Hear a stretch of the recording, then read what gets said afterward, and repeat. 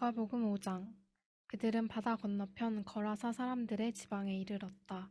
예수께서 배에서 내리시자 묘지에서 어떤 미친 사람이 그분께 나아왔다. 그는 거기 무덤 사이에서 살았다. 아무도 그를 붙잡아 들 수 없었다. 사슬을 채울 수도 결박할 수도 없었다. 사람들이 여러 번 사슬과 밧줄로 묶었지만 그때마다 그는 사슬을 부서뜨리고 밧줄을 끊어버렸다. 아무리 힘센 사람도 그를 꺾을 수 없었다. 그는 밤낮으로 무덤과 산을 어슬렁거리면서 고함을 지르고 뾰족한 돌로 제 몸을 마구 상하게 했다. 그가 멀찍이서 예수를 보고 달려와 그분 앞에 경배하며 엎드렸다. 그러고는 고함을 지르며 따졌다. 지극히 높으신 하나님의 아들 예수여, 무슨 일로 내게 간섭합니까? 제발 나를 괴롭게 하지 마십시오. 예수께서 이미 그 악한 귀신에게 나오너라, 그 사람에게서 나오너라 하고 명령하신 뒤였다. 예수께서 그에게 물으셨다. 내 이름이 무엇이냐? 그가 대답했다. 내 이름은 패거리입니다. 난동을 부리는 패거리입니다. 그는 자기를 그 지방에서 내쫓지 말아달라고 예수께 애원했다. 마침 근처 언덕에서 큰 돼지떼가 땅을 파헤치며 먹을 것을 찾고 있었다. 귀신들이 예수께 애걸했다. 우리를 돼지에게 보내셔서 그 속에서 살게 해주십시오. 예수께서 그렇게 하라고 말씀하셨다. 그러나 돼지떼의 형편은 그 사람의 형편보다 더 나빠졌다. 돼지들이 미쳐서 벼랑으로 우르르 몰려가더니 바다에 빠져 죽은 것이다. 돼지를 치던 사람들이 혼비백산하여 도망쳐서 시내와 마을에 그 이야기를 전했다. 다들 어찌된 영문인지 보고 싶어 했다. 사람들이 예수께 다가와서 보니 미친 사람이 단정한 옷차림과 멀쩡한 정신으로 앉아 있었다. 그는 더 이상 걸어다니는 정신병원이 아니었다. 그 일을 처음부터 목격한 사람들이 귀신 들린 사람과 돼지떼에게 벌어진 일을 그들에게 말해주었다. 그들은 처음에는 두려워하다가 나중에는 언짢아 했다. 돼지들이 익사한 것 때문에 기분이 상했던 것이다. 그들은 예수께 그곳을 떠나 다시는 오지 말라고 당부했다. 예수께서 배에 오르실 때에 귀신한테서 놓인 그 사람이 자기도 함께 가게 해달라고 간청했으나 그분은 허락하지 않으셨다. 예수께서 말씀하셨다. 내 집, 내 가족에게로 돌아가거라. 주께서 무엇을 하셨고 어떻게 너를 불쌍히 여기셨는지를 그들에게 이야기하여라. 그 사람은 돌아가서 예수께서 자기에게 행하신 일을 대가볼리 근방에 전하기 시작했다. 그는 동네의 화제거리였다. 예수께서 배를 타고 건너가시자 큰 무리가 바닷가에서 그분을 맞이했다. 회당 지도자 가운데 야이로라는 사람이 왔다. 그는 예수를 보고는 무릎을 꿇고 정신없이 애원했다. 제 사랑하는 딸이 죽음의 문턱에 있습니다.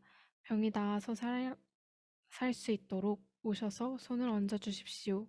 예수께서 그와 함께 가시는데 온 무리가 따라가며 그분을 밀고 당겼다. 12년 동안 혈루증으로 고생한 한 여자가 예수의 소문을 들었다. 여자는 많은 의사들에게 치료를 받았으나 형편없는 치료로 돈만 날리고 상태가 이전보다 더 나빠졌다. 여자는 뒤에서 슬그머니 다가가 예수의 옷을 만졌다.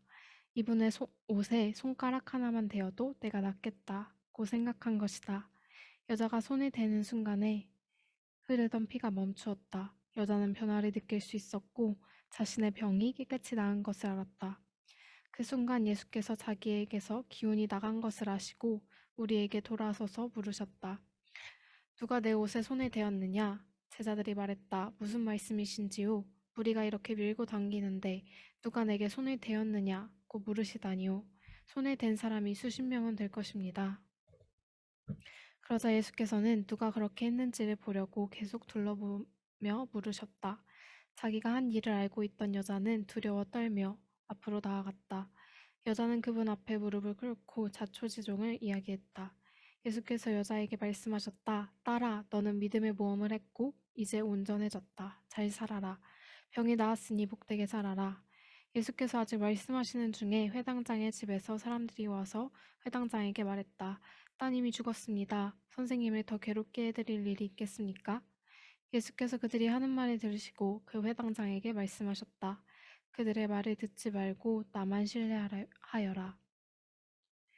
예수께서는 베드로, 야고보, 요한 외에는 아무도 따라오지 못하게 하셨다. 회당장의 집에 들어선 그들은 이야깃거리를 찾는 입방아꾼들과 음식을 다루는 이웃 사이를 헤치고 지나갔다. 예수께서 불쑥 말씀하셨다. 어째서 이렇게 너도 나도 울고 말이 많으냐? 이 아이는 죽은 것이 아니라 자고 있다. 사람들은 저가 알지도 못하면서 저런 말을 한다고 비웃었다. 예수께서 그들을 다 내보내신 뒤에 아이 부모와 자기 동료들만 데리고 아이의 방으로 들어가셨다. 예수께서 소녀의 손을 꼭 잡고 말씀하셨다. 달리다굼. 이는 소녀야, 일어나라. 라는 뜻이다. 그러자 소녀가 일어나서 걸어다녔다. 소녀의 나이는 12살이었다. 그들은 모두 기뻐서 어쩔 줄 몰라 했다. 예수께서는 그 방에서 일어난 일을 아무에게도 알리지 말라고 그들에게 엄히 명하셨다. 그리고 아이에게 먹을 것을 주어라 하고 말씀하셨다. 마가복음 6장. 예수께서 그곳을 떠나 자기 고향으로 돌아가셨다. 제자들도 함께 갔다. 안식일에 예수께서 회당에서 설교하셨다. 예수께서는 모든 사람들의 감탄을 자아낼 정도로 대단하셨다. 사람들이 말했다. 이 사람이 이렇게 훌륭한 사람인지 미처 몰랐다. 어떻게 이렇게 갑자기 지혜로워지고 이런 능력을 갖게 되었을까? 그러나 한편으로 그들은 언제 그랬냐는 듯이 어느새 그분을 깎아내리고 있었다. 이 사람은 목수요, 마리아의 아들에 불과하다. 우리는 그를 어려서부터 알았다. 그의 동생 야고보와 요셉과 유다와 시몬, 그리고 그의 누이들도 우리가 안다. 도대체 그는 자기가 누구라고 저러는 것인가? 그들은 예수에 대해 조금 아는 것에 걸려 넘어졌던 것이다. 그들은 더 이상 나아가지 못했다. 예수께서 그들에게 말씀하셨다. 예언자는 자기 고향, 자기 친척, 자기가 어려서 놀던 길목에서는 별로 존경을 받지 못하는 법이다. 예수께서는 거기서 많은 일을 행하실 수 없었다. 몇몇 병자들에게 손을 얹어 고쳐주신 것이 전부였다. 그들의 완고함을 예수께서도 어찌할 수 없었다. 그래서 예수께서는 그곳을 떠나 다른 마을을 다니시며 가르치셨다. 예수께서 12제자를 부르셔서 둘씩 짝을 지어 보내시며 그들에게 악한 세력을 물리치는 권세와 능력을 주셨다. 예수께서는 그들을 보내시며 이런 지침을 주셨다. 이런 일에 별도의 준비가 필요하다고 생각하지 마라. 먼저 너희 자신을 준비하여라. 특별히 돈을 모금할 것도 없다. 간소하게 하여라. 고급 여관도 안 된다. 적당한 곳을 찾아가 떠날 때까지 그곳으로 만족하여라. 사람들이 너희를 맞아들이지 않고 너희의 말을 듣지 않거든 조용히 나오너라. 소란 피울 거 없다. 무시해버리고 너희의 길을 가면 된다. 곧 제자들은 길에 나섰다. 그들은 삶이 근본적으로 달라질 수 있음을 기쁜 마음으로 긴박하게 전했다. 가는 곳마다 귀신을 쫓아냈다. 병자들의 몸에 기름을 발라 건강을 되찾게 해주고 그들의 심령을 고쳐주었다. 예수의 이름이 많이 내 입에 오르내리고 있을 그 즈음에 헤롯 왕도 그 모든 소식을 들었다. 그가 말했다. 죽은 세례자 요한이 다시 살아난 것이 틀림없다. 그래서 그 사람이 능히 기적을 행하는 것이다. 다른 사람들이 말했다. 아닙니다. 그는 엘리야입니다. 또 다른 사람들이 말했다. 그는 예언자입니다. 옛 예언자들 가운데 한 사람과 같습니다.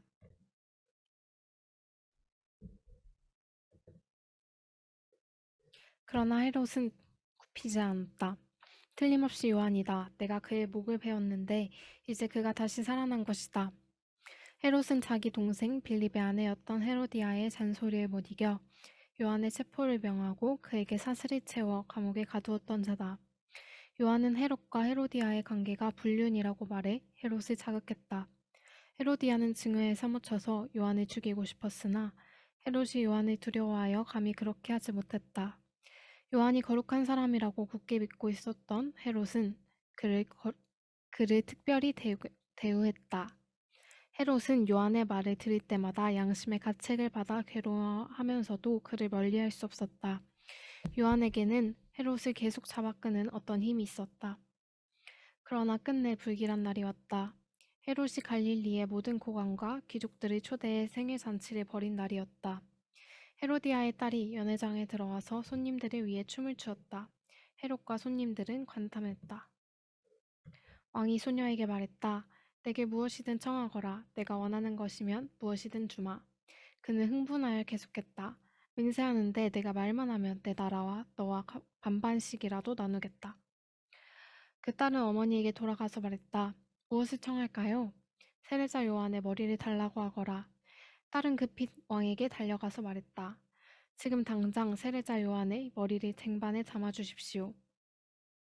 왕은 한순간 정신이 번쩍 들었다.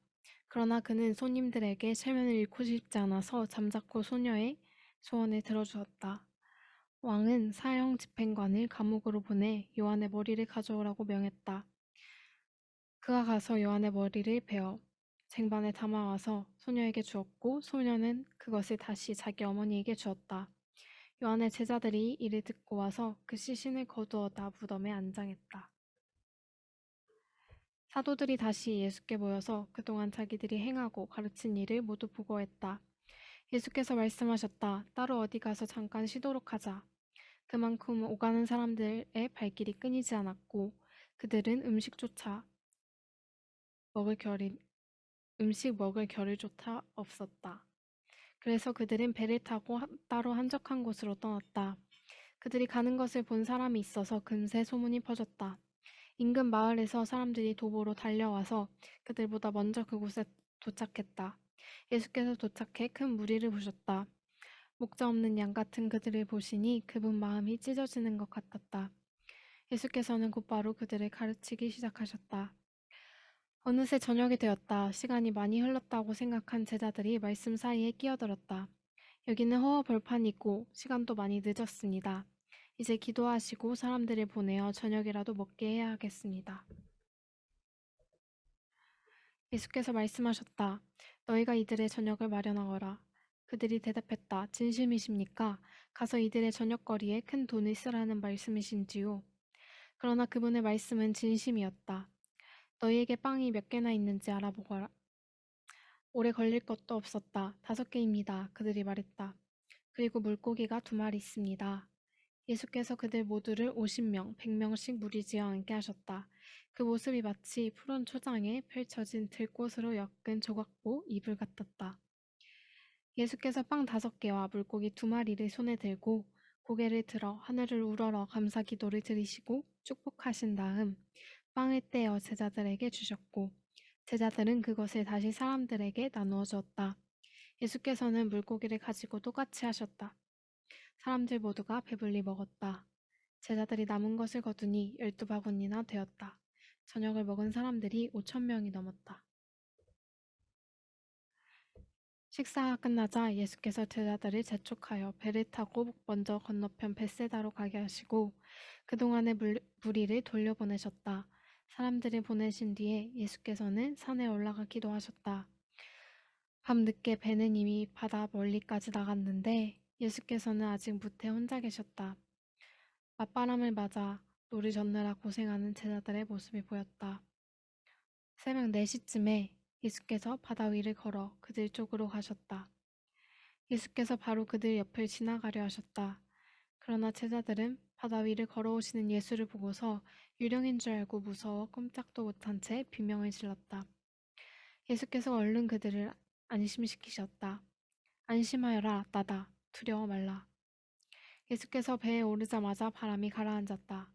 제자들은 너무 놀라서 이게 무슨 일인가 싶어 고개를 저었다. 그들은 예수께서 저녁 식사 때 하신 일을 미처 깨닫지 못하고 있었다. 그 무엇도 아직 그들의 마음속까지 파고들지 못했던 것이다. 그들은 게네사렛에 배를 댔다. 그들이 배에서 내리자 순식간에 소문이 퍼졌다. 사람들이 이리저리 내달리며 들것에 병자들을 메고 예수가 계시는 곳으로 데려왔다. 마을이나 시내나 촌 내거리마다 그분이 가는 곳이면 어디든지 사람들이 병자들을 데리고 나와서 그분의 옷자락을 만지게 해달라고 간청했다. 그것이 전부였다. 그분을 만진 사람은 누구나 병이 나았다.